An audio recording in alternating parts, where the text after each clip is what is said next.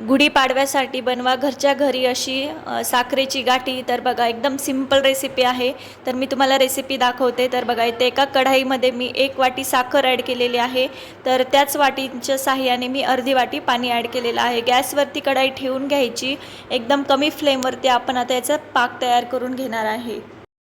तर आज मी तुम्हाला ही गाठी आप्पे पॅनमध्ये बनवून दाखवणार आहे। तर बघा आप्पे पॅन घरामध्ये सगळ्यांकडे तर असतोच। तर त्यावरती आता मी येथे तूप ॲड करून घेतलं।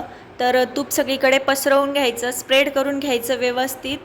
तर बघा दाखवल्याप्रमाणे तुम्ही तूप स्प्रेड करून घ्यायचं। त्यासाठी आपल्याला लागणार आहे एक धागा। तर बघा एक धागा घेतलेला आहे, तो पण व्यवस्थित आपण ठेवून घ्यायचा आहे।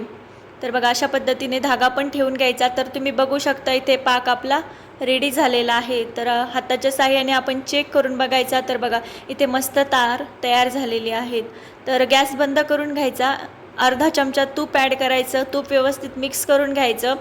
तर ही गाठी मी 2 कलरमध्ये बनवणार आहे। तर हाफ मी आता करून घेणार आहे, हाफ मी एका वाटीमध्ये काढून घेतलेला आहे। तर याच्यासाठी मी रेड कलर यूज करणार आहे। तर बघा रेड कलर मी 3 ते 4 ड्रॉप ॲड करून घेतला, व्यवस्थित मिक्स करून घ्यायचं। तर गरम गरमच आपण पटपट यामध्ये ॲड करून घेऊ।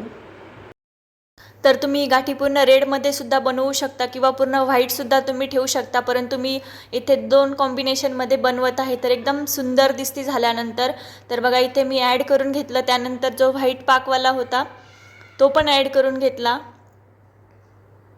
तर हे फक्त अर्ध्या तासासाठी साईडला थंड होण्यासाठी ठेवून द्यायचं। थंड झालं की गाठी ही आप्पे पॅनच्या एकदम सहजरित्या बाहेर येते। तर तुम्ही बघू शकता इथे मस्त आपली गाठी रेडी झालेली आहे। गाठी आवडली असेल तर चॅनलला नक्की सबस्क्राईब करा, व्हिडिओला लाईक करा आणि शेअर करा।